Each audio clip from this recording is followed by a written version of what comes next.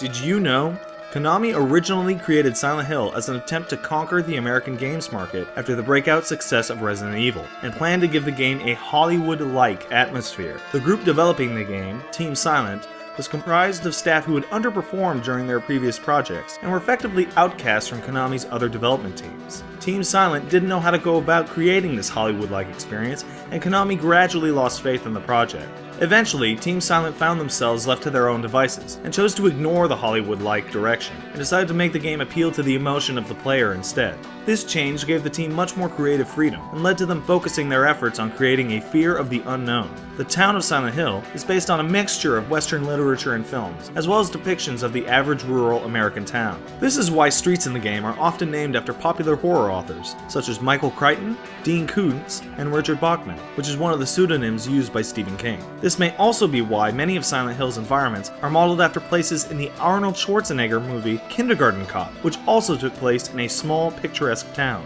One of the younger members of the team, Takeyoshi Sato, struggled to be appropriately credited for his work on Silent Hill. He was initially restricted to performing basic tasks like font design, but also found the time to create 3D demos and teaching older staff members the fundamentals of 3D modeling. Despite all this, he was told he was not going to get credited for all this extra work. Sato then decided to approach the company's higher-ups with a demo movie he made and threatened to withhold this technical knowledge from the other staff members if he wasn't assigned to a 3D modeling job. His bosses had no choice but to give in to this demand, and he was finally given the job of character modeling. Sato chose to design the characters of Silent Hill as he was modeling them in 3D, rather than basing them on pre-existing illustrations. Each character in Silent Hill has their own distinct characteristics, but the game's protagonist, Harry Mason, was purposefully left very neutral looking so the players could easily identify him and project themselves into the game world. Sato has also been quoted as saying that creating the skull shapes for the faces of the American cast was rather difficult, as he had no Caucasian co-workers to use for reference.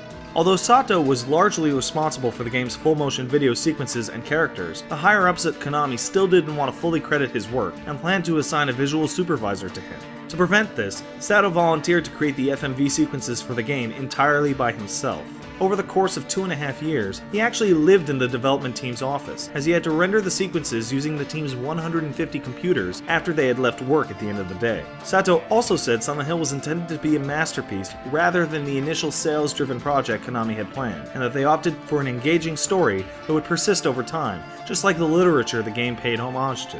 Silent Hill struggled to pass censorship guidelines outside of Japan, and most of the trouble can be traced back to a single enemy.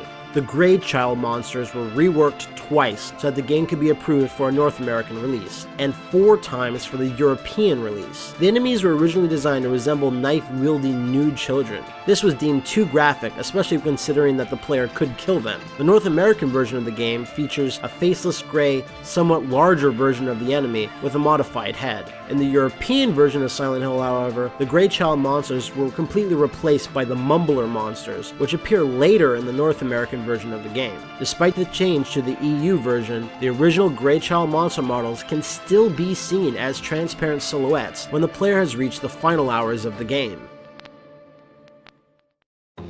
The Silent Hill games are home to some of the most bizarre, fourth-wall breaking moments in video game history. The original Silent Hill started it all with an alternate ending that fans have dubbed the UFO ending. A group of UFOs are seen in the sky and land shortly thereafter. Harry, who seems to be completely unfazed by the sight of extraterrestrials, asks them if they've seen his daughter. He is then shot and brought aboard their spacecraft, where they can be seen taking off into the sky. This alternate UFO ending can then be continued in the re-released versions of Silent Hill 2, where the game's protagonist, James Sunderland, is abducted by a group of aliens with the help of the first game's hero, Harry Mason. The UFO ending then continues into Silent Hill 3, where that game's heroine, Heather Mason, comes home to find her father sitting at the kitchen table having tea with an alien, as James Sunderland watches in the background.